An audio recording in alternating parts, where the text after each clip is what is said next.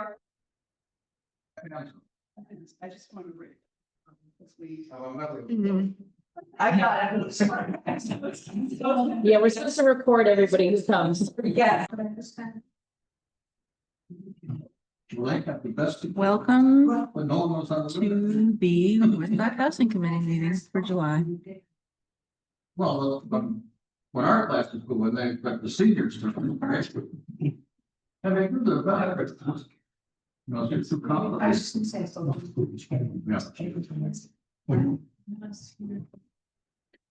Yeah, it's 5:16 p.m. We can start the meeting, and we're gonna switch up the order of the agenda a little, and George is going to start first. And he's gonna say a few words about why he'd like to join us, and then we can ask him some questions. Okay, well, I read through my application. I think I put in there almost everything that I think was the least bit relevant. I mean, I followed the housing thing for quite a few years, 4 years. In fact, this is a list of all the town-owned lots that I prepared 4 years ago next month at the request of 2 members of the town board who had no idea how to get it. You can get it in 10 minutes.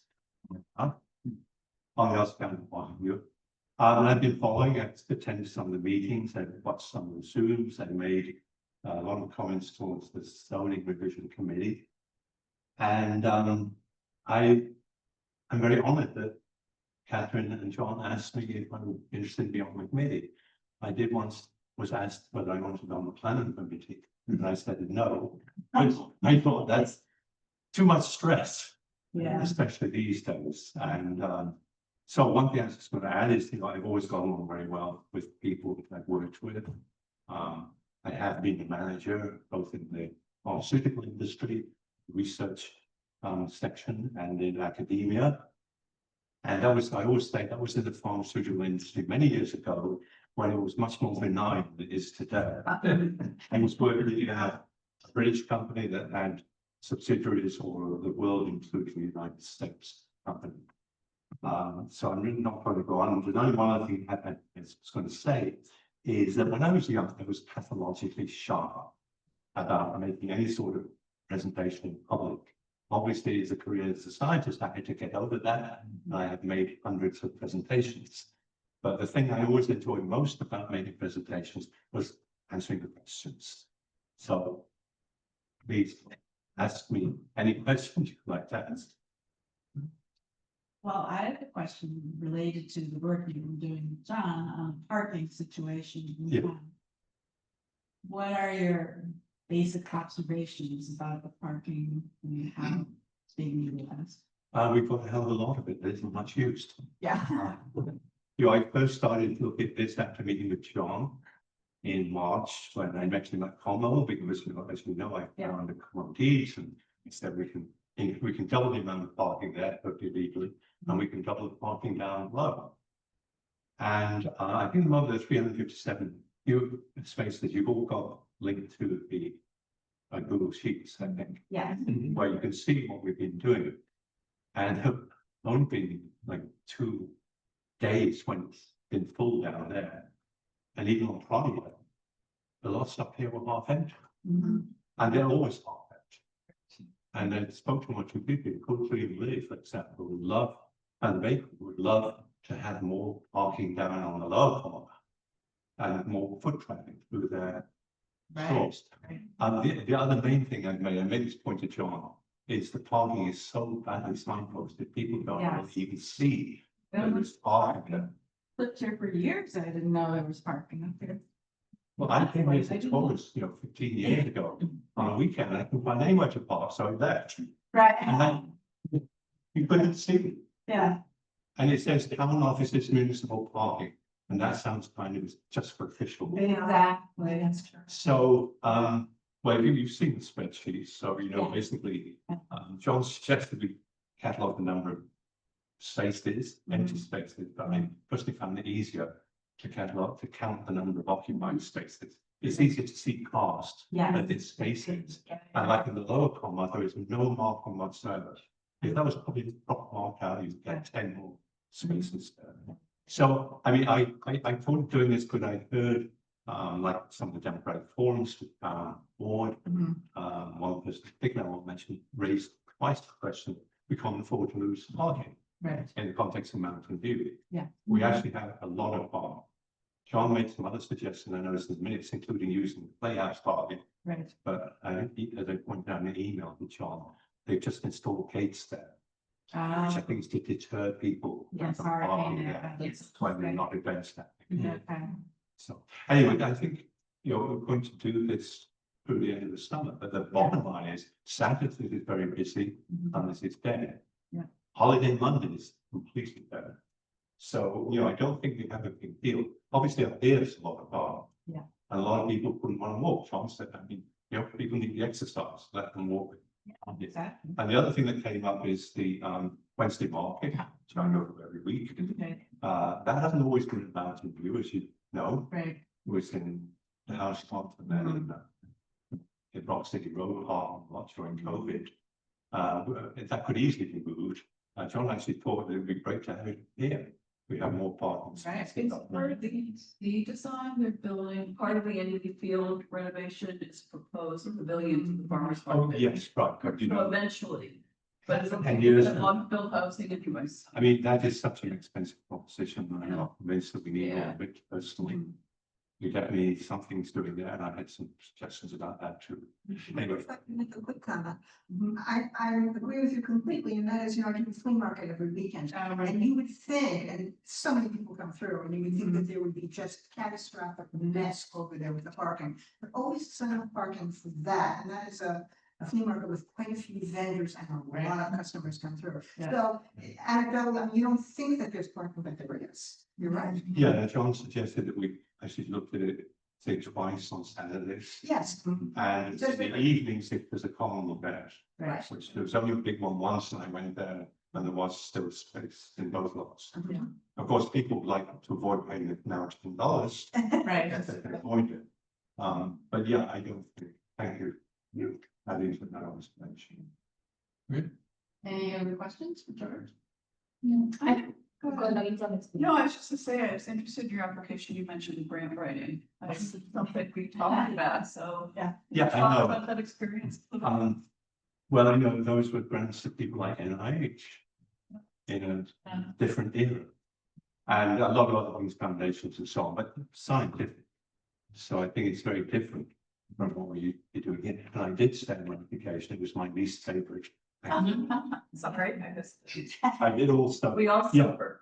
For some reason, the highlights didn't come through. I also highlighted spreadsheet and data management. That would be fine, and I'm also with you on that area of expertise and wanting to work, see what ideas you have as far as that goes. I was impressed with the project you said you had worked on about the democratic votership. Yeah, I'm That, data management, which is a fairly Yeah.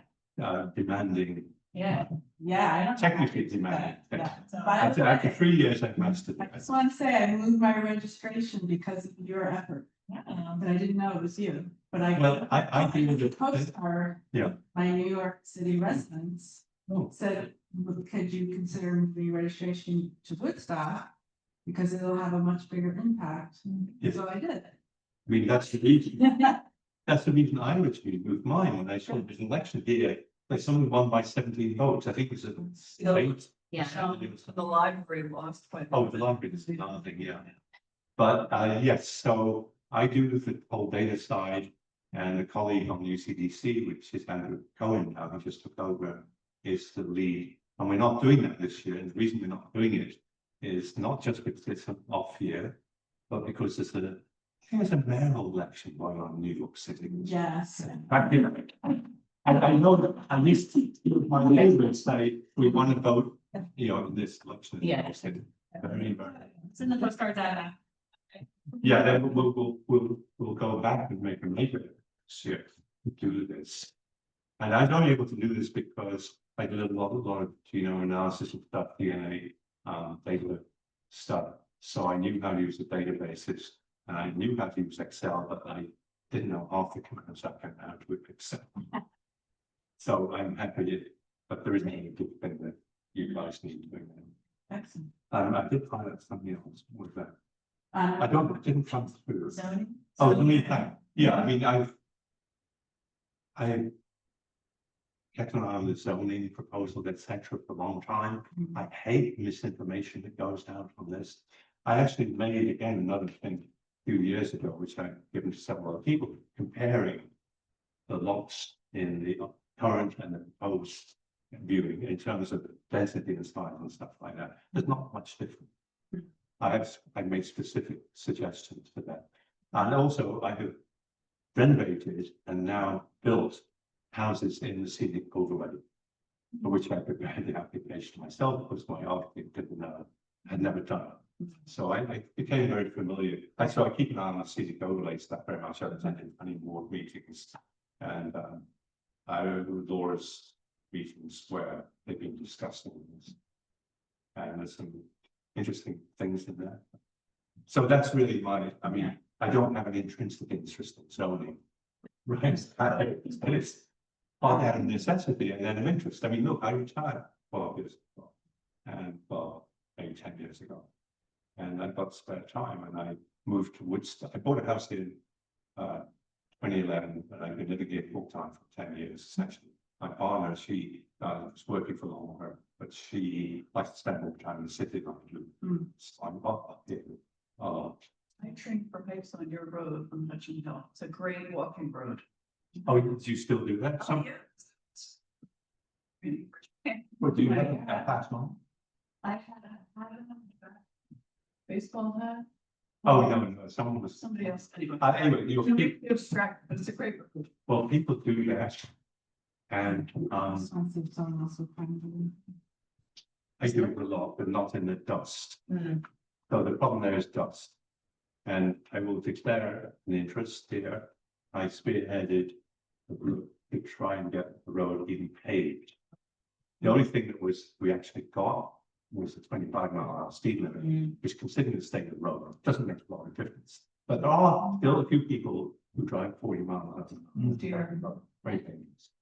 But when we moved to the new house, we're much closer to the road. And I said to Maggie, it doesn't matter because the prevailing wind blows us away from us. Well, that turns out not to work. I suppose the only question I would have for you, George, is that I think in reading over your application and from all the questions and comments that I've heard you made at the meetings, it's very clear that you are very thorough in your work and very detail oriented. And I'm wondering if you could speak to your process in doing research and your thoroughness and what you prioritize and what's so important to you about that process. Well, getting the facts, reliable facts, and checking them and cross-checking them. Yeah, as a scientist, you have to be very specific about each. And the one thing I point out to John is there's a serious error which misled him in the consultant's map of the Mountain View parking lots. And I actually went there with the original deed just to check that. And I was right, because they just took this off the Ulster County parcel view, where the lot lines, including for our house, can be at least 20 feet off, as is the case on Mountain View. So I said to John before, you need to get a proper survey done. And I saw it, the original deed survey. And I couldn't find the markers, obviously, because they're long since disappeared. But it's clear that the starting point is just south of the bridge, not as is shown in the maps. Anyway, the detail here, I mean, I do go to extraordinary lengths sometimes. But I think that's great. And, you know, in terms of how you prioritize and what you prioritize in terms of the research you do and what avenues you use to do that research, can you speak to that a little bit? The avenues. Well, it's publicly available information if you know where to find it. I mean, I'm not a big fan of using the raw GIS site. But yeah, I go wherever I think I get reliable information. It's amazing how much information the state has about us and about the lands and everything else. And so let me tell you, the reason we need to be thorough is because people are going to come to us with questions saying, oh, that's not like they say it is. So we need to be able to say factually, we can prove such and such is correct view. Yeah. Is that enough? Yeah. Thank you. I just wanted to do a little more in depth about it. I think that's. I just know anecdotally, you've done it, you've developed property, you know what's involved, especially in distribution. So that's gonna be really hands on the ground, feet on the ground, it's gonna be super important. I mean, yes, in terms of reviewing architectural proposals and stuff, I mean, we had an architect, I say, did 50% of the work, and we built it during COVID. Had the horrible supply chain issues, and price escalations. But my other question for you about data collecting, one of the things is we're moving toward eventually getting to a place where we have massing and quantity that would fit on the site. But the next step would be typography, what do we need? 1 bedroom, 2 bedrooms, Yeah. So, we talked about the fact that we're gonna have to collect that data here in the microcosm of Woodstock versus New Paltz or Kingston. Do you know, do you have any, knowledge of, any stats that exist on it? Not only really the census data, just quite useful. And there's a lot of interesting stuff in there. There's actually a Woodstock webpage, Wikipedia page, with a lot of interesting factors. I didn't want to link it. It's fun to look at. It is fun. I mean, what's the historic property is on Wikipedia page, which is on my street. How do we gather information? I had suggested trying to do a survey to find out how many people would like to live here if they could and could afford it. And I actually asked the highway superintendent a couple of years ago, or one of the people there, you know, none of those people live in Woodstock, of course, apart from Bonesteel, the previous one. And they said, no, we wouldn't want to live in Woodstock. Oh, they wouldn't, no. But I know a lot of people who work in the local businesses, especially with bars. Yeah. Would like to be able to live in Woodstock. But Woodstock's kind of regarded as a rather dormant community. I mean, the median age is 65. I would like to obviously leave them. We have 2 younger people. Well, we have on my road, Yeah. we have one people who died on Sunday, one of my friends, and another one who's on the way. We have 2 pregnant ladies and 2 young children. Excellent. But, you know, this came up with the schools. They don't send their kids to the schools here. Okay. I know a lot of private schools. And yeah, but on the other hand, one said, "God, I wish there was a daycare, pre-K, because I have to take my child to Kingston. Yeah. It's a great place, but Yeah. There's it's a hell. great day at Woodstock Day, but this will be. Yeah, I mean, first steps also starts. Yeah. Free, I think. Yeah, there are things. Well, but the main one, it's switched to the church and the waiting list is very long. Right. That's what I was told by someone. That's a 3-year-old, so she's our expert. Something. Yeah, first steps. But yeah, I'm a great believer in turning the things over to younger people. That's one reason I supported Lily very much in the town board elections. Thank goodness she did one fairly straight in the seat.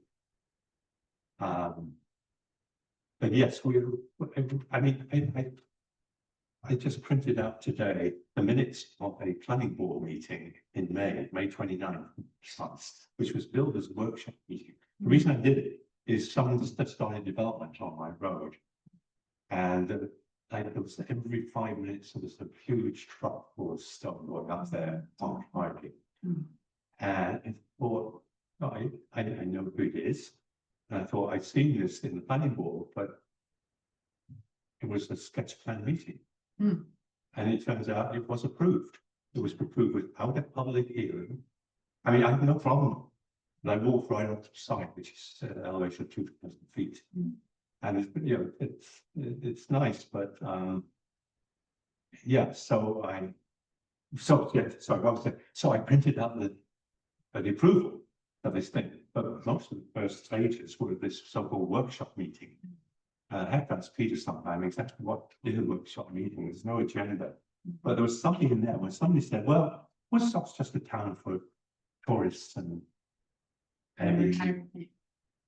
no, it's like specifically for tourists and short-term rental business.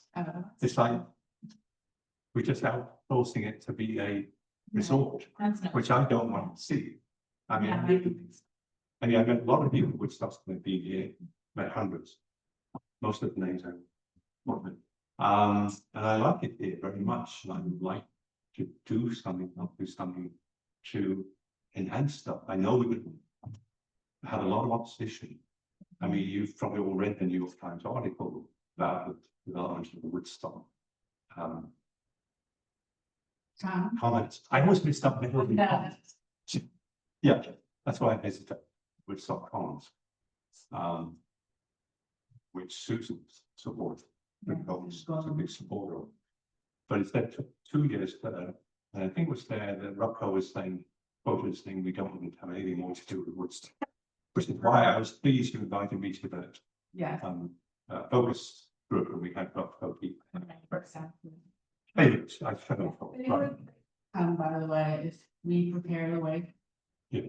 I've spoken with the CEO and he said, we don't want to repeat that experience, but I think they went ahead and developed something without engaging the community first. That was the mistake in the process. So anyway, we should move on because we do have a lot to cover with this. So thank you. Yeah, thank you. Yeah, thank so you. much. George has this interview with the town board on August 12th.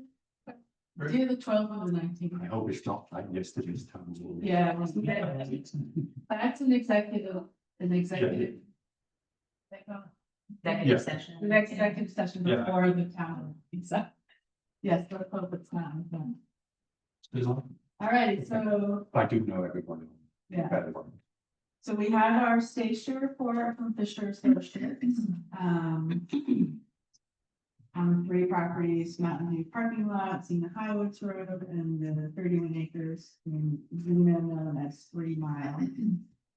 And John and I reviewed it together last week and found that it was a little bit not specific in terms of some of the quantitative measures of feasibility. So our task tonight is to go through each property and try to elaborate on questions that we have to go back to Fisher to fill in some of the holes that we feel are in this report. So we feel like there's a little bit more work to do on the report before we bring it to the town board and the community. I thought your questions were spot on, but I Oh, thought good. the way you sent them around to us. Yes, I agree. Great. Yeah, so I did send notes around yesterday, which everyone on committee's had a chance to review, but we thought we'd walk through each property quickly and see if there's any more questions we want. And so the first one is the Mountain View parking lot, Mr. Bunko was assigned. So I'll just kind of go through some of the highlights of the various parts of it. Generally, like as far as the physical layout, the topography is like generally a low slope, so it doesn't seem like there's anything too complicated there. As we know, there's a stream on the east and some wetlands on the south side. Of course, the gravel there, as they call it, in fair to poor condition, and we all know that. Say the least. One thing they mentioned regarding the wetland that might need further consult with the DEC is about permitting or just making sure there's an appropriate buffer from the wetland. So just a further thing that we need to just check into. They mentioned the sort of rich ecology and the trees there. They call it, they said it created a decent feeling of separation from the adjacent property. So it makes for a nice place to live. And, you don't feel like you're living in a parking lot. There's nice trees and a beautiful area around you if it's done well. So I think that's great. For the site access, of course, the main entrance is Rock City Road, but they did say there could be alternate egresses on either the north or west parts of Mountain View Road. And I thought that was an interesting idea. They said it could, maybe provide a more private residential feeling entrance for the development there. And I was wondering if it could even be designed where it's like, maybe you could only access the parking for the right there that way, and then everybody else just goes in the public way, the way they normally drive, and there could be some kind of median. Yeah, we did actually talk about Yeah. that idea in the site. Yeah, so that's an interesting. I think that's a very good idea, if we are going to try and keep parking there. Exactly. Yeah. They mentioned maybe 100 or 200 spots there, but not officially striped. Is that the number agreed? Or what? 120. 120. That's, those figures are on the 20.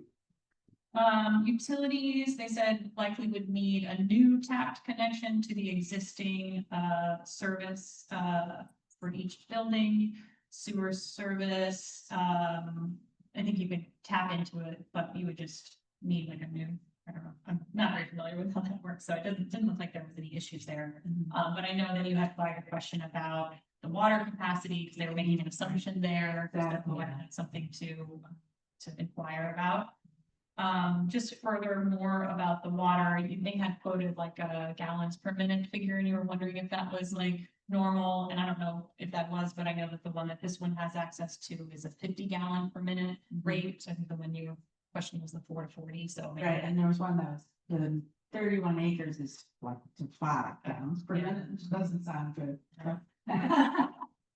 Yeah. So, obviously water access there, but TBD on capacity, I suppose.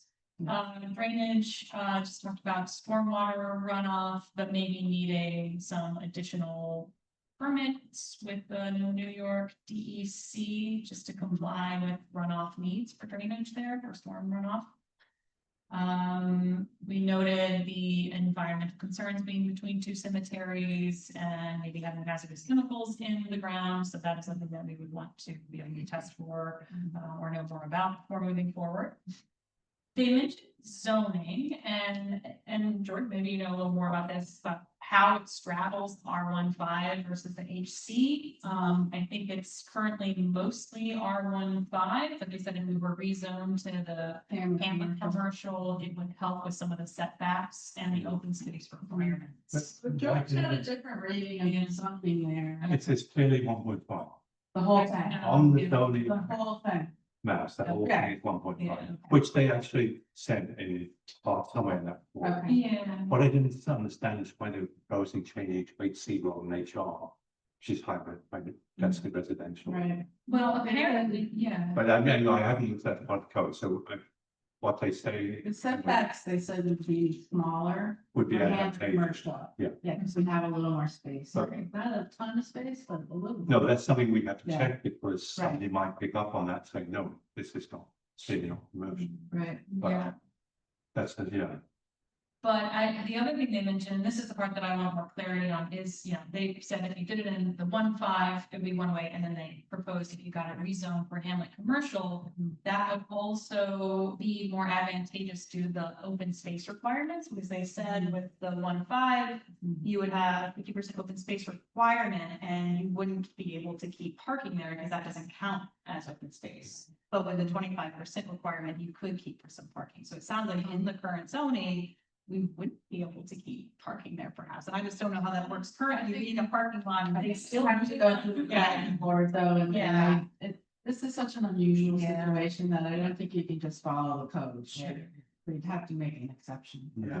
yeah, I tried to go back to the code, this zoning, but I mean, the zoning is crazy. It's section 260 and the various things that there. Well, since then, we're trying to allow to build anything once without a permit, but it all has to be. Did I run? It all has to be,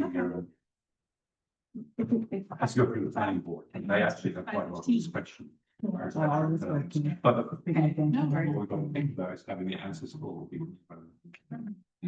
Packets. Right, that, yeah, why we didn't want. So. But anyway, I think that's something we need to look at ourselves, but going through the code.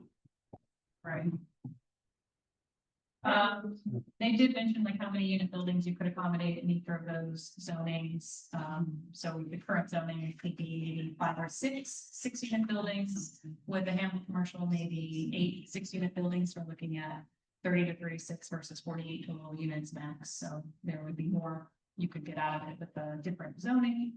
But otherwise, I mean, they rated this as an excellent candidate. I think that it's cost effective.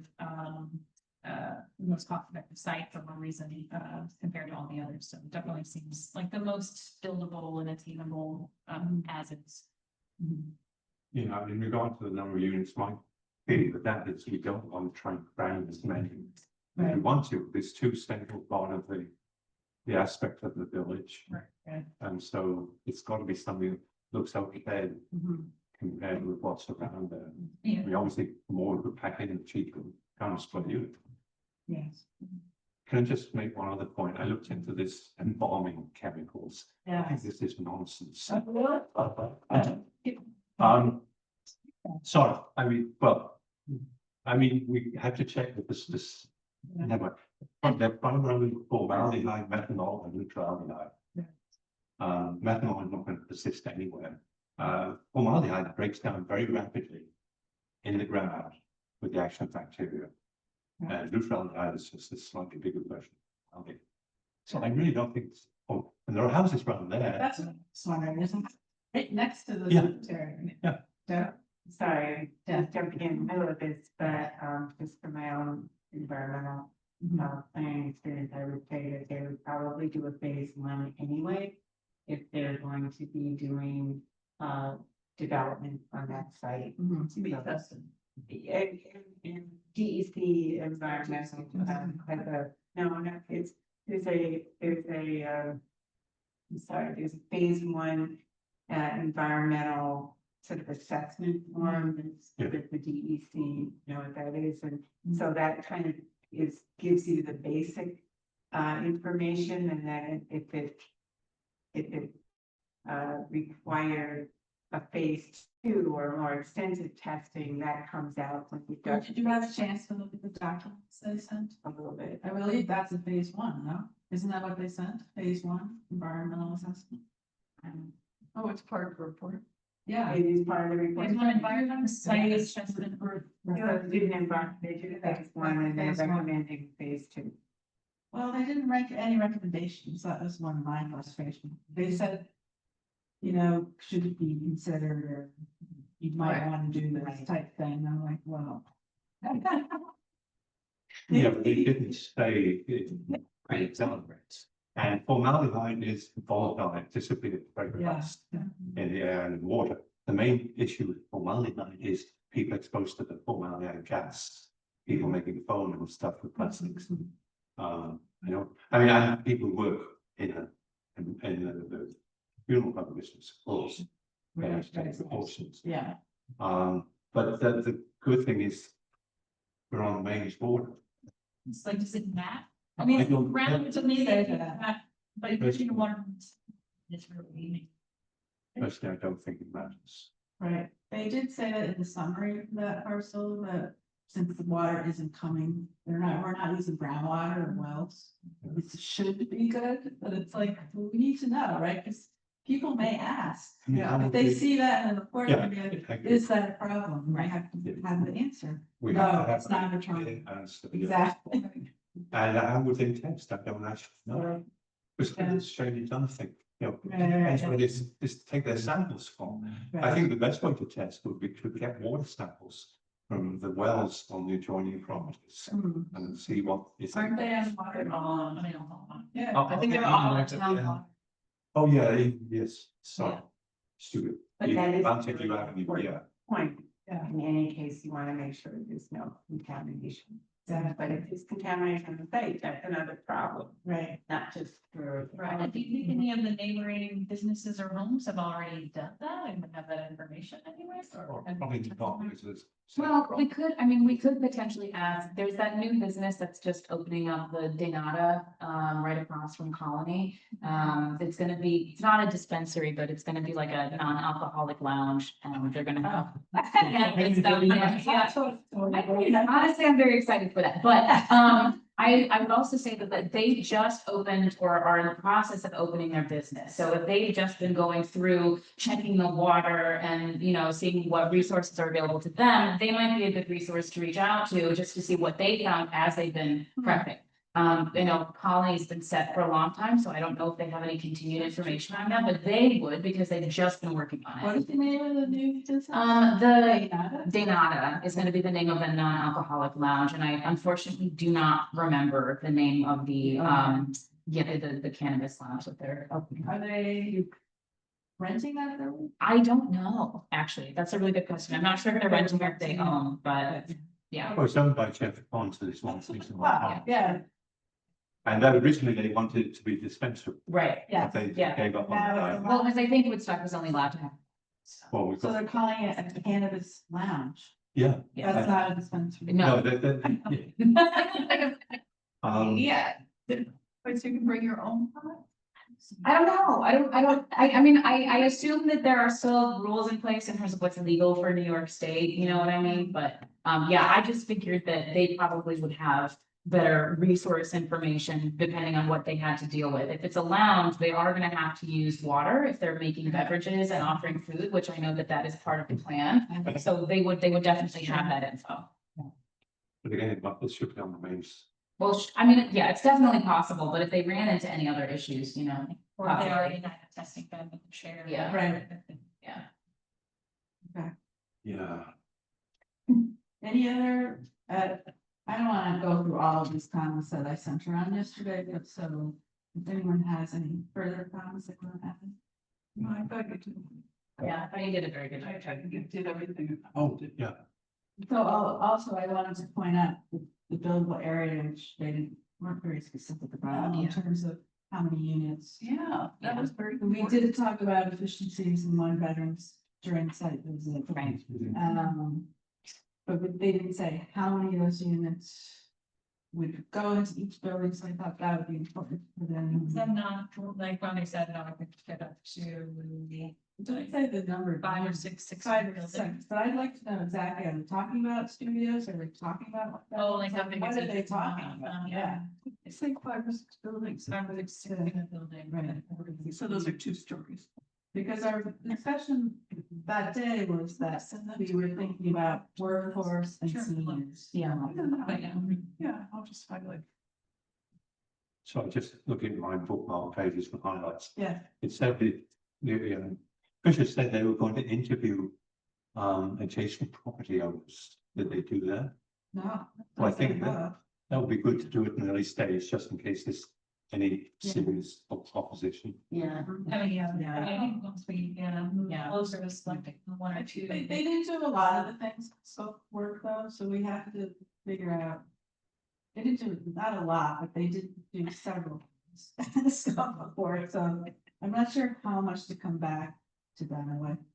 And I feel like that is something, I'm kind of glad you brought that up, because I think, to me, that seems like an outreach job that's ours. Right. That we should be contacting the neighbors of all these sites and Sure. saying, we're doing this research. Yeah, And we just wanted you to know, it's far off in the future, but we may be developing affordable housing. And, yeah, I mean, I think that's important. I mean, even with Yeah. the youth center, is one of the things and one of the. Right. things that, that's the first I've ever heard about, and they're like, we put flyers on every door, we knock on every door, we try to talk to everybody, Right. like, you can do that and still, Well, I think you're right. I think you should make sure they're invited to the community meeting. Yeah. Oh, Yes. I think it, Yeah. Yes. Flyers. don't- Yeah, yes, you know, let's- Fights with the community meetings are great. I mean, I know somebody who lives right by the Cena Highwoods, Right, lot, she's already reached out to me, but. Yeah. Not because she's tied into Woodstock, that she know about it. yeah. Yeah, but no, Just that there are several sites, so people don't feel like. Right. So if you do that outreach, yeah. this is the process, this is how we're doing. yeah, I think it's really important. Otherwise, we don't want them to know first when they get a notice from the planning board. right. Yes, Planning exactly. board adjacent neighbors. George can help us because he's so good at finding data to identify that. Oh, I think that's him. How about that? But yeah, I mean, to make a flyer and we're ready to publicize that event, we should knock on doors, see if we can meet the people, or at the very least leave it there and try to follow up, just make sure we get them. Yeah, just no, well, you could mail it to them, I suppose, we don't have any money. Like this, no. stamps. Okay. I could donate some money to the cost to go to Print Express and. No. Couple things that much. I'll But I would. send. Were you, did you go through everything you wanted to go through, Yeah, Rebecca? that's all I. Okay. That was very thorough, thank you. Yeah, so for Xena Highwoods, which is the second property, first thing is it is a corner lot. So it does have 2 front yards. There is talk in terms of access points of making sure that there, is enough access despite it being a corner lot. They did say that they felt like the northernmost part or the northernmost acres of the property are the best suited. They said that the southernmost part of the property probably would not be suitable for development, mostly because it seems to have shallow bedrock. And I guess one of my biggest questions in going through all the different points of the property was that they said that it has shallow bedrock. How would that exactly affect those issues in a deeper way, rather than just a very surface level comment where it's like, well, it might, you know, I would like to know in a deeper way what that really means. Yeah. So they also said, one of the other things I wanted to point out for the summary that they offered was that they also said that in larger depressions, it might hold standing water during wetter times of the year, but they didn't specify if that's in the northern or southern part of the property.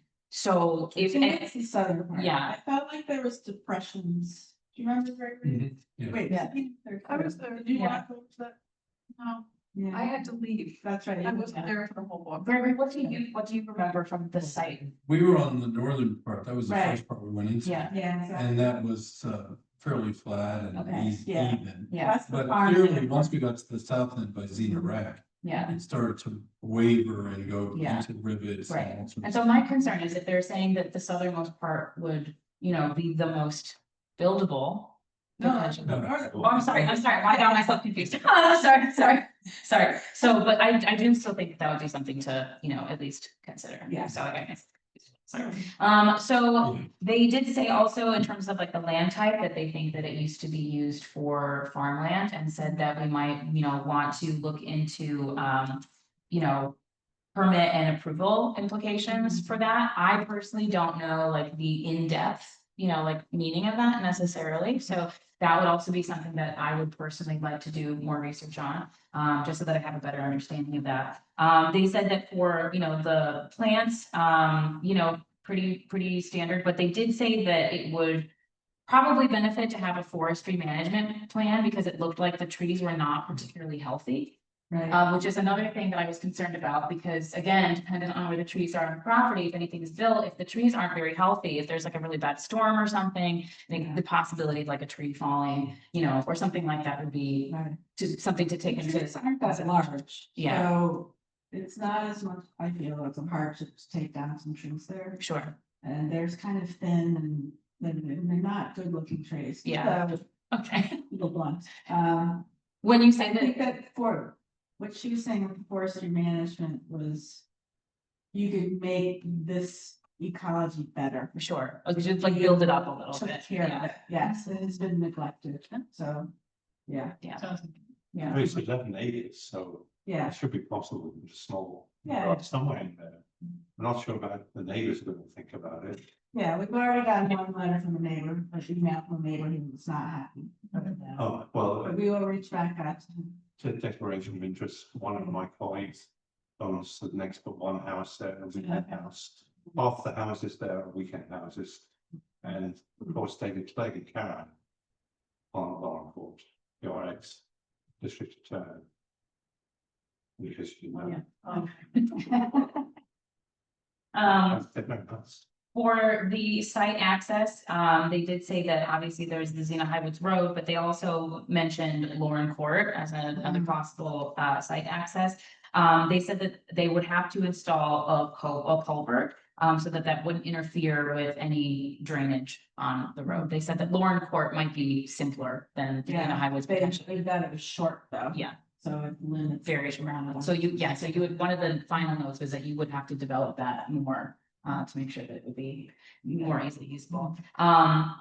The site itself and some of the surrounding areas aren't served by public water. They aren't connected to any kind of sanitary system, right? So you would have to install that. And again, that is where the shallow bedrock comes into question for that, in terms of how that would impact the installation of any system for that. They also said, the private potable water wells would be required as well as residential on-site wastewater treatment systems or septic systems. And then regarding the drainage, it is underdeveloped. It does go through the southern part of the property, but they did say that stormwater management would have to be installed and work. But I think they said that for pretty much all of the properties. Yeah, so. So that's honestly most of it. They did say that for buildable area, coverage is 10% of the lot. They did say also that they felt that you could build potentially up to 22 bedroom duplex units. Was what they said. 22, yeah, So 44 units. Yeah, yeah. 22 20 bedroom. 2 bedroom. 22 bedroom duplex. Yeah. So, yeah. Yeah, nothing? Yeah. Or- Yeah, the other thing they did say was that, you know, and I don't. I'm concerned about it, but I think it would be something that we could work with is, you know, they did identify at-risk like the bat Yeah. species and a couple of insect species, right? And they recommended doing a, you know, further investigation with the DEC, but I would wanna try to take care of that from the get-go as much as possible, especially with the work that we've done with the Land Conservancy, just to make sure that any additional work or research on it was taking that into heavy consideration to make sure that that was met, especially because one of the priorities that we're talking about so often is making sure that the environmental aspect of any kind of build is taken care of. Bats were also mentioned on the map. Yes, too. Yeah. So, I thought we were talking about single family homes on that. For a while. Initially, They're but- proposing multiplexes. Not sure where they got the. I mean, it's not a bad idea, but it's a duplex looks like a single family home, but it has 2 units. Right, I right, think the right. idea is to get in more use. Right, So, yeah. right. so ultimately, you know, again, corner lot, you've got the 2 front areas. They did say, you know, going back to the amount of buildable area and what they estimated they could build on the property though, that it really is dependent on, again, the shallow bedrock and how much you can actually use. And they didn't, again, they really did give specifications into what that would be. In terms of the work that they do for stage 2, I don't know how in-depth they were planning on going with that information, but I definitely would appreciate more of I that. think we need that. I mean, I don't really understand the implications of shallow bedrock, so I'm not an engineer, obviously, but I think they just need to explain that more to us. What I mean is that, Yeah. you know, so when you're doing a PERT test, Right. you gotta go down, and if it's less than, say, 6 or 8 feet, and you hit rock, that means that you probably have to have backup, leaching fields, and you gotta have a bigger system if Right. bedrock is close to the ground. Right, which is, Because it can't drain as quick. yeah. Yeah. So they did say, I think, you know, in the overview that, you know, doing that would make it quite expensive. Yeah. Probably to install those. And, you know, as we know, there's been the discussion of what kind of transportation would be available as a public amenity on Xena Highwoods. And so I know that that's an ongoing conversation, but it is something that they also mentioned in the report in terms of utility, you know, Yeah. access. Well, there's no. Yeah. Also, as we know, that's where the development is that's undergoing the huge. Yeah. fight. Yes, that also, so For true. us, I think politically, it would be a really bad move to suggest development on that road at this particular time, it's a thought. But I also wondered, they said we can only build on 10%, it's only 11 acres. Yeah. Yeah. So on 1 acre, Yeah. you're building 22 duplexes? Yeah, that It's doesn't make any sense to me at all. Amazing. Checking. If I forgot my buildings, because these are all high wall. Let me go back to the front. 7.86 acres. But you know, they did include both parcels though. Yeah. There's, But even if it's 11 acres, you aren't creating 22 duplexes on 1 acre. Yeah. Yeah. I don't, that's what I don't understand, so for me, that's a question. Yeah, maximum structure coverage they said was 10% of the lot, which equates to 0.78 acres or 34,000 feet squared. Open space requirement is 70% or 5.5 acres. Maybe a lot. Yeah. Yeah. So Yeah, maybe check. that's what, yeah, so that's what, but that's what the report said. Okay, that probably needs to be fixed. Yeah, Okay. so Okay, what that is? that is page 8. And then I think the map that they provided is on page 11 under buildable area. Or it was R3. Yeah, R3 for zoning. Oh, so- If you were curious. So I Yeah. didn't understand 10% of that going. Yeah. Okay. Oh, yeah, you're right. That does not make sense. Okay. Thank you. Yes. You mind sending me your, do you can remember? And Yeah. tonight. Oh, yes, I can do that. Yeah, thank you. And actually, can you send them to me? too? Yeah, too. I can do that. And I can share in my working document as well. Okay, that would be great. I'll try to put as much as I can in minutes. Yeah, don't worry too much about it. I'm not gonna I worry. think we put too much in our minutes, honestly, and then the town doesn't post them. Okay. I'm very frustrated. I guess we'll have to do it on our own website. So, Yeah, that's. And I just mentioned one thing, which I mentioned, Yes. John, I think. As far as I understand it, this site and the Xena, both in the Kingston postal code and school. Right, district, yes. And being in the Kingston school district, like, well, we like more people coming, part of the Woodstock Yeah. community. I know there was a move to amongst them last year to try and change the zip code. Right, so Gregory knows about that, because he will. Yeah, so that's, it's supposed to work. That's. So we are keeping the 1-2, I'm on across the street from the site. Yes. So I'm in the town of Woodstock, of course, but on the very toe end of the nail of Woodstock.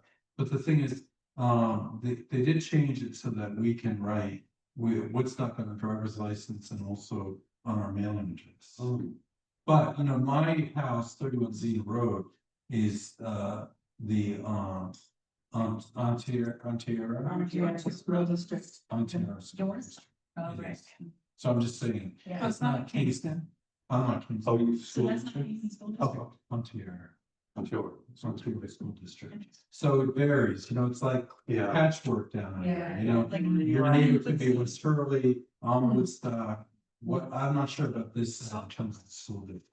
Me, That's our reason the, Woodstock Town, Kingston School District. Okay, Oh. there we go, thank you. Oh, No, I read one. Yeah, this is So where, why do we live? right here in the same form. Yeah.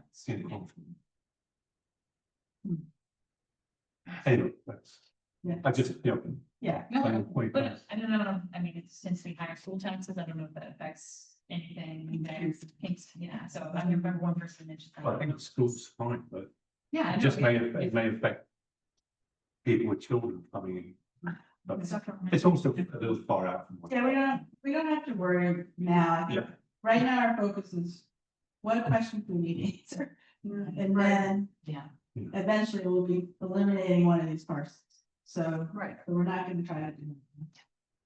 So that's the info for site two. Yeah. Thank you. It's gonna come and see. Yeah, and then Gregory made a whole presentation. It's awesome. Yeah, we'll see, okay, but we'll take that. What did we do this time, George? We'll see, okay, but. Oh, and then we'll- that's selected. So- If there is, I don't, They did that. No, it takes a second. There we go. I'll start sharing. Okay, All right. so, just to get familiar where we are. This is the, 3 mile off Xena Road, 31 acre parcel. And, couple things about it is it's walkable to the corner of 228 and the UCAT Z bus will stop on request. People that work at Stewart's, I first noticed that.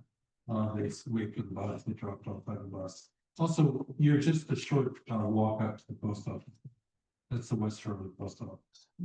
So, one of the things, this is okay? No, it's okay, I just can't picture that post office. Keep going. Yeah, so it's just, for directional term students. I haven't seen that. So one of the things about the site, is it's a tight connection really right into the corner of the site. And they do bring that up, but the thing about it is that turn from Xena Road into that side road, I don't know if that entire property is owned by that neighbor or if it's part of the town of Woodstock, because you can open up that corner more to get a bigger opening into the corner of the site. Just so are you even down there to that? I'm visual with sites. Yeah, so it's tight. Yeah, I didn't know exactly. And, It's very difficult to walk into it. I ended up walking around the very nice trails, but the. but the school doesn't want the public to walk on that trail. No, I know, Yes. fine. But what I mean is you could potentially stick just the road 20 feet. Well, here's another idea, which is, if you look at this site plan, you can see how close we are to Blue Forest and the trails. So that gray trail there is the Democratic Xena School there. That's what we can walk on. But the thing is, you're right adjacent to state land right here. So eventually you could hopefully get a trail down to the, I walked it actually. Yeah. It's just tricky down. It's very steep. There's one point that's steep, so you need a little bridge to go over a little bit of rocky area, but otherwise it's a way around. Anyway, this is not part of the official report. So let's get to the official report. I was just trying to get people familiar with where we were. So they did this plan of the site, and as you can see, the arrow is of course the point where Xena Road comes into the site along the Democratic School site to the north. You see that? Okay, so because we've got that large wetland in the middle of the site, we can't cross over that. And we also have a buffer zone. So we end up with about 6 acres in the front. There we go.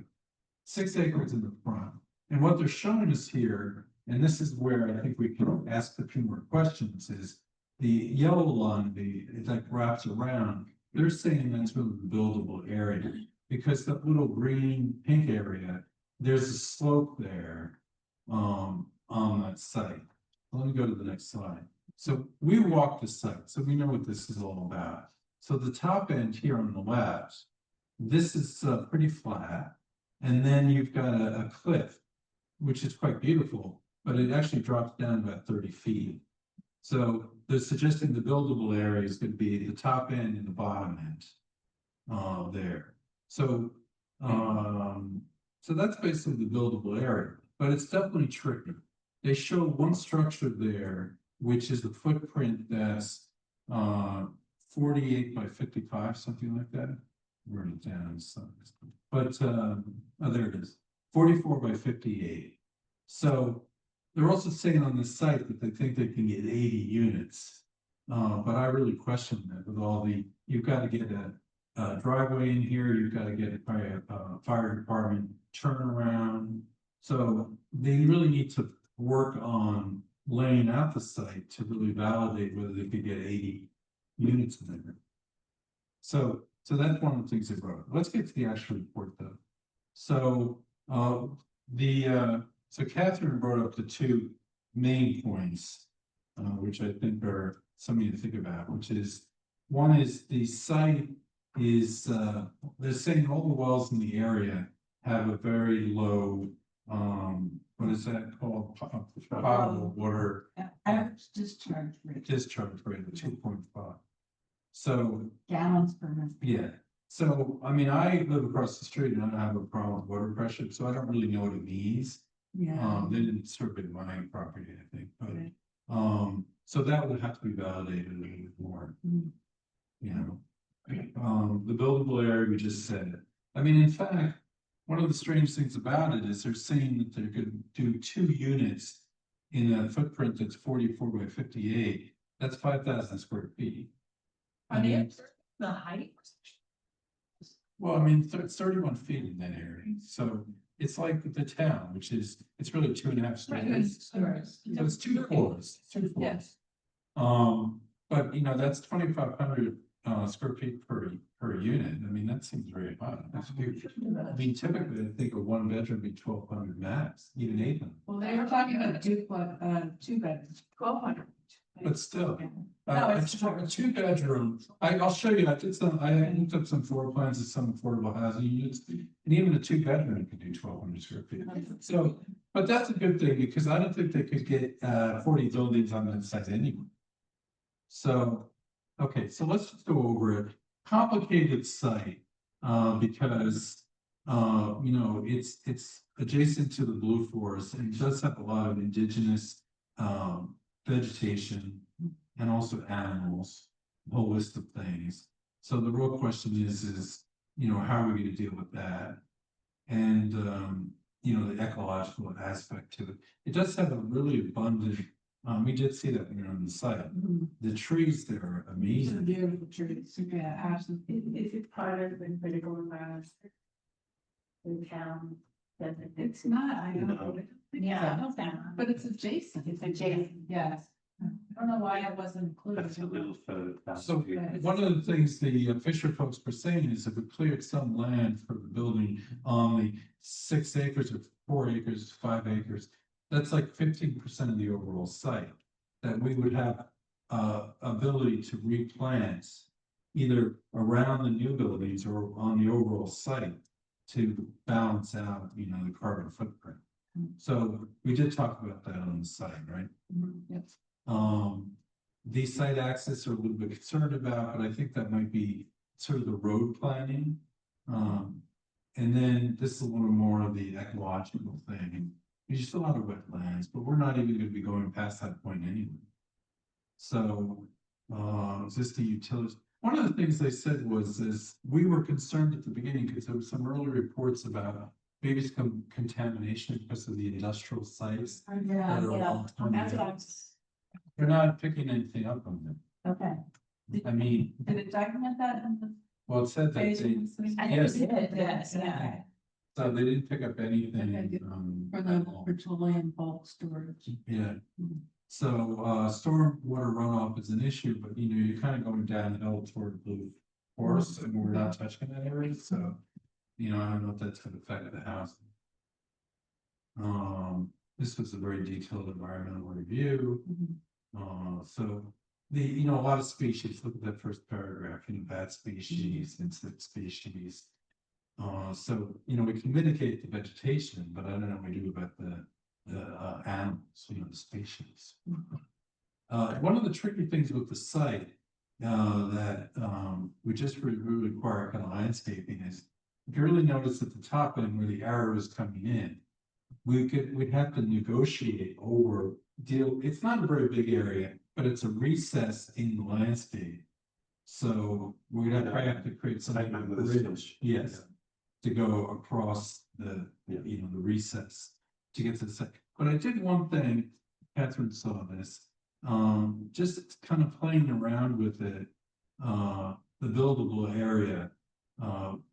Let's just sit through this, I mean, tree clearing, grading, they need to do some grading, you know, because it's up and down. But, like here, so if you take those buildings and you put them, and what I was thinking was really those buildings are so big.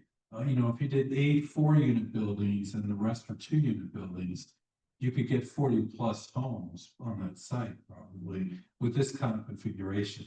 And those of us who've been on the site, you know, that kind of way it feels like it could be laid out anyway.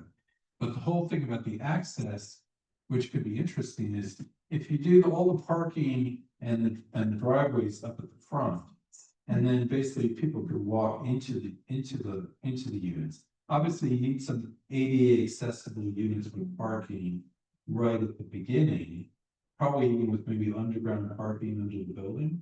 But then could a majority of the buildings actually be just sidewalks or village green?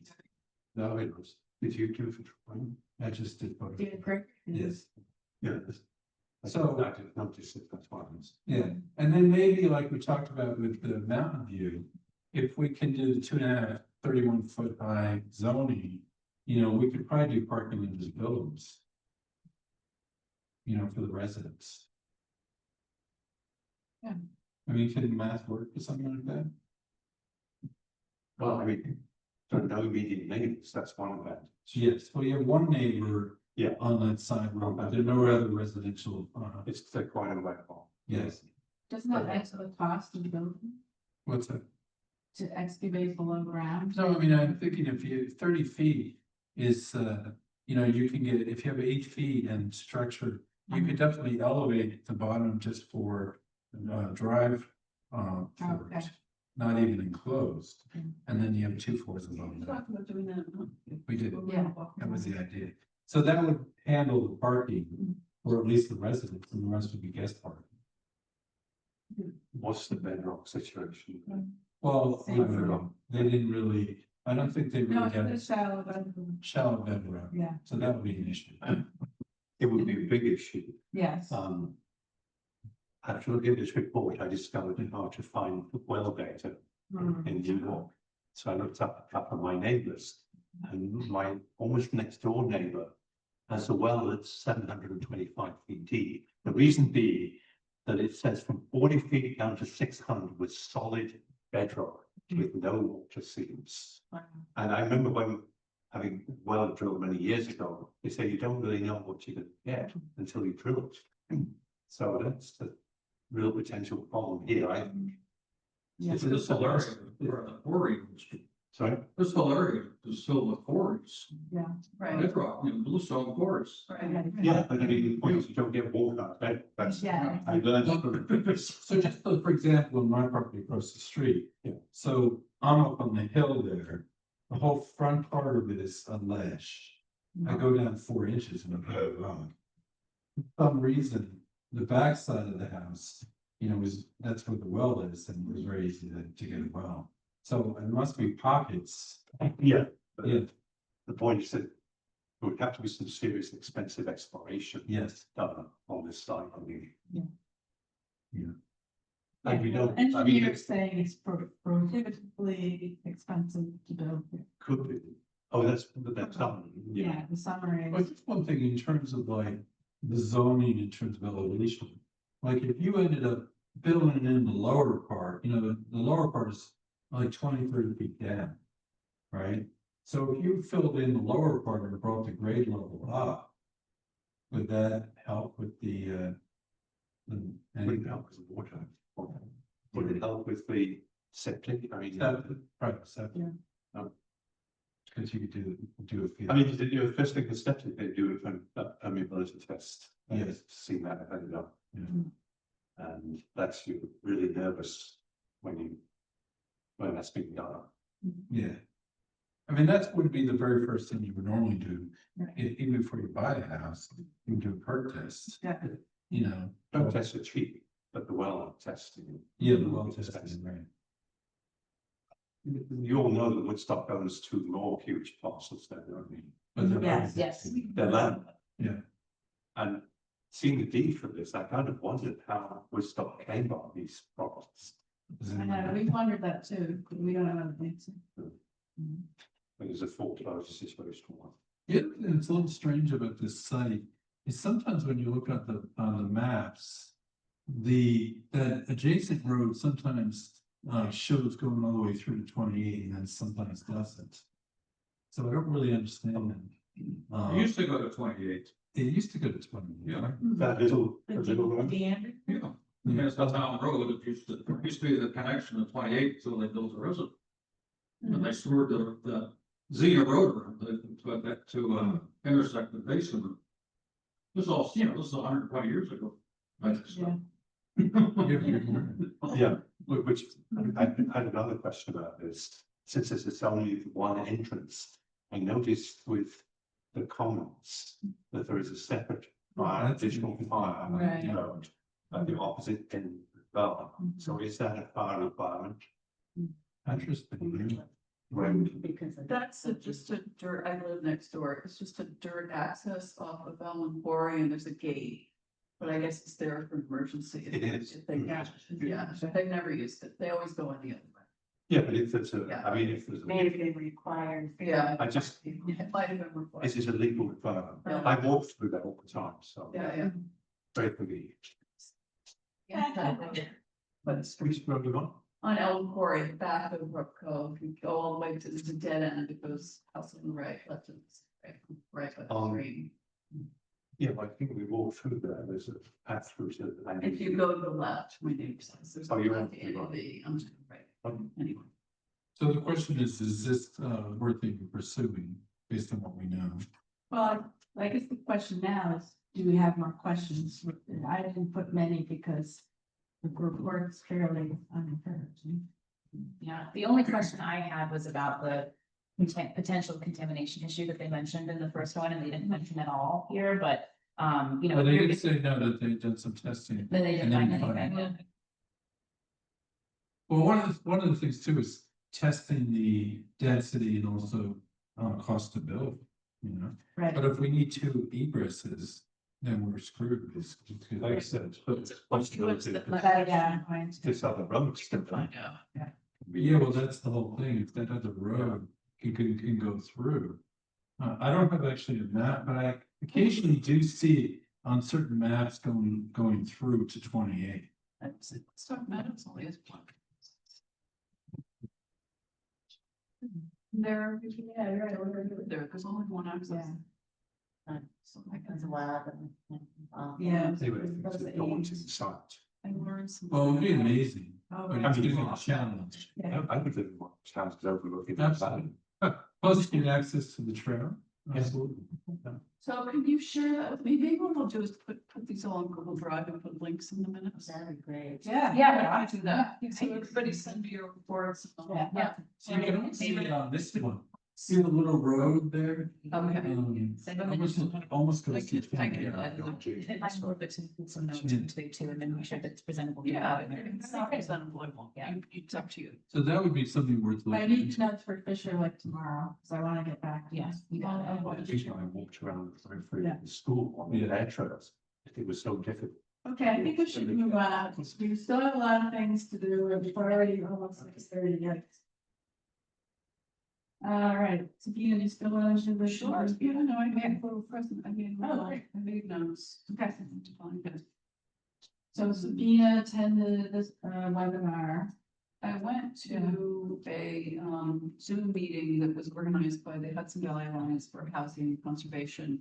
There were people there from all over the country. It was really interesting.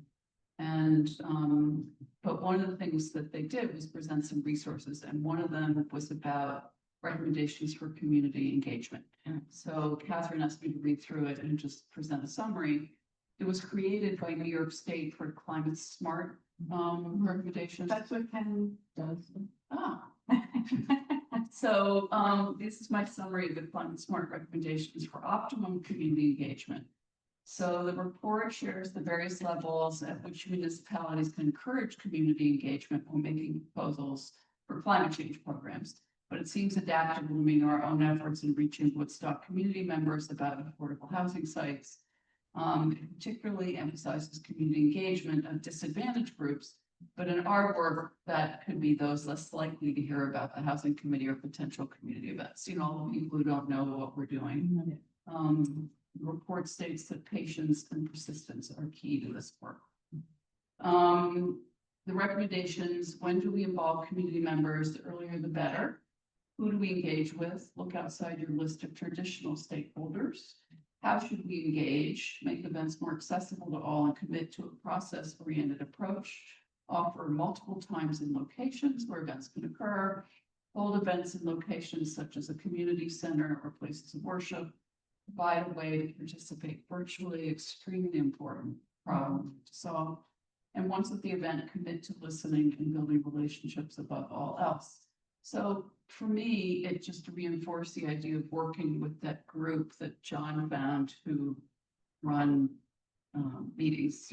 Break Break Break bread. break bread. Yeah. I mean, it just made sense. Who found them? Did you? I went to the last one. John. Doesn't matter. Whoever brought it to us, it's an interesting idea if we Yeah. find the money or if they do. Oh, it's Kurt. It's Kurt. Yeah, or if they want to do it gratis because of the issue. Yeah. But I particularly enjoyed that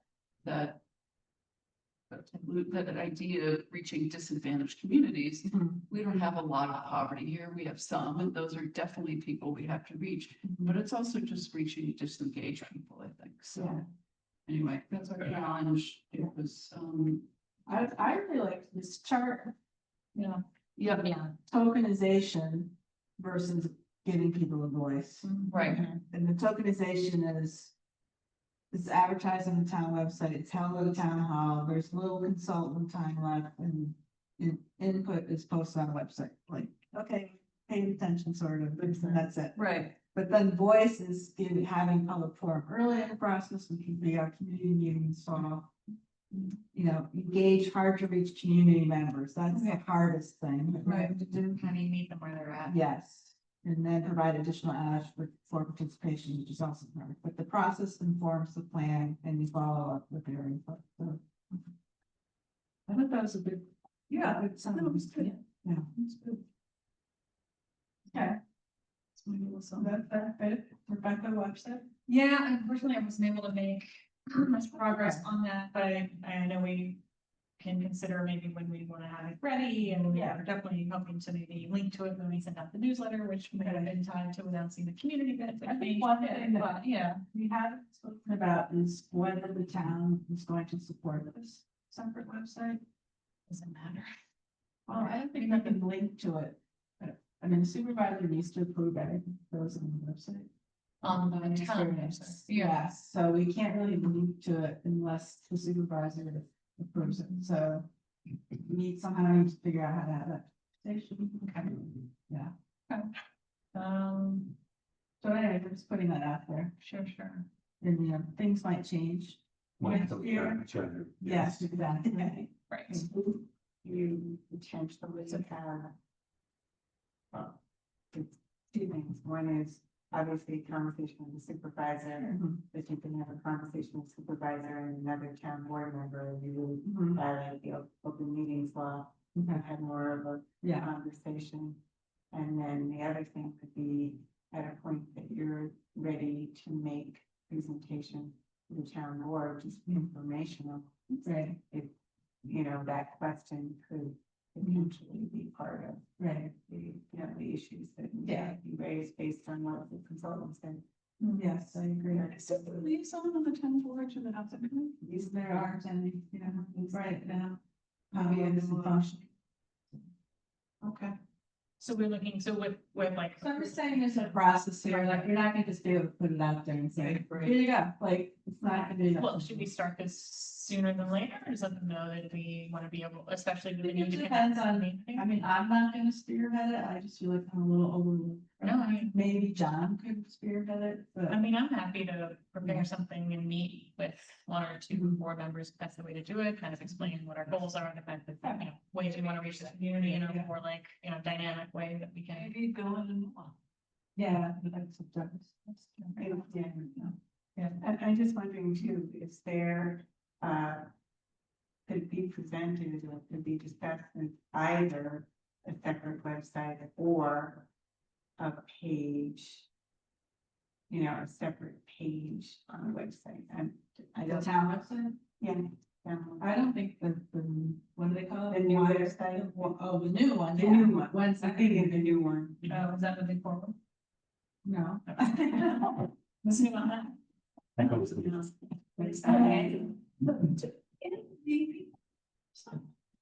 No, they have Could have used, like the housing committee.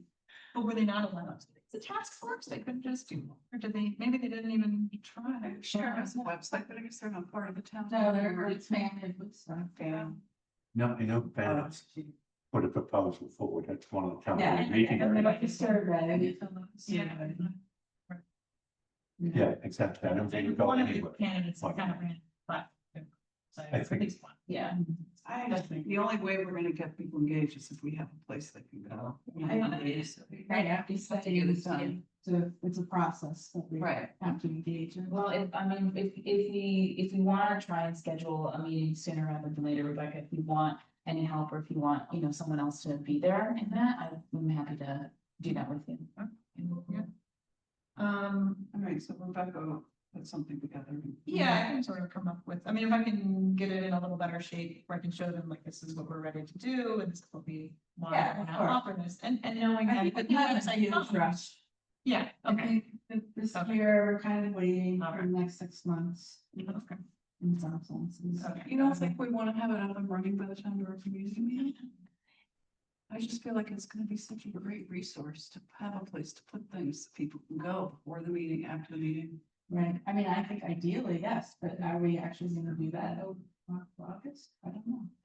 Well, we're not meeting. I think we're September very anymore. close to having something. And we're very close. Yeah, I mean, you could go live, I mean, there's a lot of other elements that we're all Right. talking about wanting to have, but I don't think they're crucial. The format is there. Yeah. We do. So then maybe, I mean, maybe. Yeah. I'm doing a staycation, I'm not going anywhere, first week of August, so I'll be. Don't give up your vacation. No, I've got too much stuff I have to do, but, I'm just saying that so that, you know, I'll be around, and for August, until like the latter half of the month, I don't have a ton going on, so. All right. I hate to say this, I've also built websites, and I'm not volunteering. I built the Woodstock Democratic Committee's website, not the one they have now, which is a 4-letter word. The original one I did the entire, but the big thing is, the advantage of knowing your own is you have control. Yeah. Because with the town Well, Actually, I think we can be timely with our updates, we can. Yeah, yeah, exactly. Yeah, I think having the ability to do our own thing when we want to is great, and, I mean, maybe when a new town website comes about, it can go away, but But we we're need going- some model for We're what. going to have to get approval from the town. And I wonder what the pushback would be, if any, I mean, I'm definitely open to Maybe responding to that. But I'm saying, I Yeah. think we need to let them know. Yeah, We totally, can't sure. just launch it on our own. Yeah. The pushback will be that they don't have any problem. Maybe, Wait, but we can, I'm hearing that. Lenny disclaimers, but yeah, I agree. We can definitely feed any of that and work with them, Okay. Just, okay, so that might, well, we'll see what they say, have some. Okay. A newsletter, I guess similar, I mean, I think we were gonna, I don't know if, you know, with. All these things engaging the community, I'm sure people are wondering what's going on, whether there's gonna be an event and not, so I mean, an update, but there's no update, it's not. Yeah, otherwise people start filling in the gaps, like, why not, what's going on? We could say we've gotten station report, but we're working on it with Fisher to fill in some blanks. We had some delays, did you say that? No, I think that's a reasonable thing to Yeah. do. Yeah. Let people know. Yeah. Maybe maybe wondering, whatever, you know, like we can have to. Right. That, I mean, that, Yeah. you know, it's the way people think of the town, absolutely want to keep things Yeah. and. And we're still planning a community meeting for the fall. Yeah. So I mean, if we have other content in there, like a spotlight on another community and maybe something else. Yeah, new member. First amendment. sorry, Okay. my attention on the just. No, I was thinking about emailing lists. Ah, We could do a spotlight on the Tannersville. oh, that's a good idea. Yeah, interesting. Yeah. And what the town and the town and village do, actually. Yeah. Canasville is really interesting in terms of municipal governance. Oh. It's a housing project. Did it? I don't know. Yeah. Also, I remember when Hope came to our listening session and she said, well, in order to convince Tannersville to do the project, that she brought them over to Woodstock Commons. Yeah. That's a fun to. Oh, I remember talking once to the deputy supervisor in Shannon. I'm afraid he said he thought the Woodstock Town Hall was, you know, not a good word. Dysfunctional would be a polite way. Woodstock or? Woodstock. Tannersville? Stan Aiken thought Woodstock. Oh. They wouldn't be looking at us for any ideas. They must have paid attention to early then. Early sounds. So. I was in Phoenicia a couple weeks ago and they got an affordable community there. Building. Great story about that. Well, Phoenicia. Oh, resident story. Yeah, make sure to see how that's going. I'm pretty sure it's Phoenicia. because I know that one, I know. Phoenicia had something. else. We did a spotlight on the pine. Yeah, I'll look more into it. Yeah, send me whatever you can find on And it. they're having a new supervisor, who actually. No, Chairman, Shandaken, Oh. which includes Nisha. And, it's a woman anyway, she contacted me because somebody I'd known. And is really interested in what we're doing on housing, talking what they're doing on housing, so. Another sort of Yeah. outreach opportunity. Yeah. So if we wanted to do a newsletter in August, we could do a spotlight. Yeah. If Jordan approves. And then just an update, like, you know, we've had some delays with the report, Yeah. we're still kind of assessing and then we'll Yeah. update so much. I mean, we still have to keep telling you, we're looking at these three parcels. Yeah. And some people still probably don't- We could do a recap, like here's what we have case, this is the first one newsletter you Yeah. read, here's what we're Right, gonna come. Yeah, exactly. And then quickly, we had talked about in our outreach subcommittee meeting, whenever it was. about creating a list of business owners and stakeholders and people we want to reach for the community event. And I feel like we should start building that now, because it takes time. Yeah, I agree. So that's where George will come in for the neighbors. That's something I think I can fix. Take my name too many times. but Okay. Get to it. Okay, great. One of the- That would be great. And business owners, Business we owners. have some of those from listening sessions last year, but we have more. There are more. Yeah. Meet with Rachel. Rachel, yeah, I think she's expressed interest in, you know, helping out and being involved in some capacity. I've had a couple of very small conversations. Talks to a lot of them. Yeah. And that's the kind of thing that she would. Yeah. Absolutely, yeah, 100%. She's head of the. Chamber of Commerce, Yeah. All right, library fair. Quickly, library fair. Quickly, library fair, the shift is 9 to Yeah, 12. get that, that's a problem. Library first.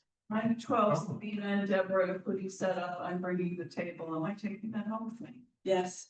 I had 2 chairs in my car too. Okay, you can just put it all on my card. Yeah. And then Catherine, 12 to 2:30, Gregory, 1 to 3:30, Anna, 2:30 to 5, and Catherine will return at the end to pick stuff up. Yep. So I have a sign-in sheet, you have folding chairs. Yeah. Table. Did we want extra clipboards or anything? Did we need? We would be nervous for the newsletter sign up, Okay. but we could. Rise and not have them, I don't know. We just always used to have some. I don't know, I have a other back. So we only need one, I can Yeah. bring one, just bring one, I only print out 2 pages. So these are the signs Okay, that, remember last year, or the year before, I paid to get these printed 2 years ago. Yeah. So we usually take, so generally home share has like that banner. Right. thing, And I tape this on our side. do I have a great tape for you, or tape? I have painter's tape. Okay. Great. And I have the handouts on the frequently asked questions on town and property. Okay, and what's the other one? This, I just didn't know, I think it's fun to show people what these unicorns look like. Yeah. Okay, as long as they don't take them. Yeah, it's from the meeting we had last. Right, and you had found. It's like, very just thinking about, you thinking about. it. Yeah, I love that. This one that I gave, but Love Yeah. that. because I think it really indicates the intention for having something. else. Yeah, oh, you've got, so you can't take it. Not personally, I have copies. Did you email us a copy of this, or can we do that? We've been working on this for this. No, I know. This is Rebecca's how to be engaged. Great. And then I made like a mock flyer about like the parcels, if you still wanted that, or if you were still interested in that. It's like Yeah. a very fun off thing. I can still edit it like super quickly, but I know that, you know, you had said, you know, maybe asking questions about like, what are people thinking, you know? So Yeah. I wrote, you know, like, what could affordable housing look like in Woodstock with with 3 parcels? I wrote, you know, which of the 3 recommended parcels above do you feel is most suitable for affordable housing? What visions or possibilities do you see for affordable housing in Woodstock? Naming the parcels, and then obviously, you know, since we don't exactly know if we still want to use like the September 6th date, I mean, we can change, well, yeah, I can change it, but. Like a QR code for. Yeah, I can totally, I could take this out and put a QR code for the newsletter in instead of using this. Subscribe to hear when our community meeting will be scheduled or something. Yeah, And then are you gonna make copies of that? I can very easily, yeah. It's fine. So, but I mean, how many copies would we want? 25. Yeah, I can do that. I could even do like, I mean, if we wanted like 50, I can do 50. How much does that cost? No, it wouldn't cost me more than probably like $11. Really? Yeah. Not a library. So this was my arts and crafts project, Oh, yeah. in case. In case anyone wants to donate 3 parcels. Yeah. We had this little house for you. I really like the little house. I think it's very cute. You mean you can put stuff in here. Sometime, one year we had, the zoning was. I should have this this would with jump your with- butchers in there. Yeah. Yeah. The paper thing. So if anyone wants to know, you can say, well, these are the 3 parts. Right. Here's all the stats. Maybe, but you said that maybe we should have 3 cans and you don't think.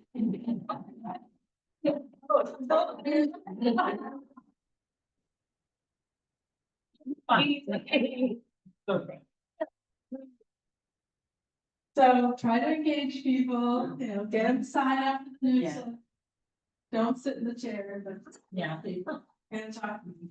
And Travis, do you know where is, if it's the same place as last year? We never know. We really thought. Being accessible. I can say there's not a six, because I also have my own account, it's sensitive, but then I see it. Is it, you always fair to Tell it, so I need to make Yeah, friends of the lives are. Yes. Oh, wait, during the next. Oh, we didn't do this. Gregory took excellent notes last time. Well, I recorded that. Yeah. So. Do we have any comments on the June 25th? minutes? No, something, you captured a couple of things I didn't capture regarding the website, so that was helpful. Thanks. Great. You have a motion to approve? I'll send you this. Okay. And we are adjourning. It's 6:47. Oh, public concern. I thought those consultants were very impressive, very thorough piece of work, learned things about those properties, which I've been questioning for years. Yeah. And, I thought that was really a solid piece of work. Good, I'm glad. Yeah. It's good to identify what questions can be asked. Exactly. Because some of them are very serious. Yeah. Well, it really puts a factual basis down on those properties. Right. So you can study. It went back to the 19th century. Yeah, and if you recall when that road used to go through to 28, that to the side road? You just said that you recall. Well, used to go through, I mean, I don't recall, it's just, Yeah. Before the. this was. It's this all was all right. We need 2 means of egress, but it was like. But, you drive along Route 28, you can see the curve up there, So Catherine, I'll send you that stuff, and additional comments tonight, and then I can make those edits to the flyer, and then I can send that to for final approval before I make copies.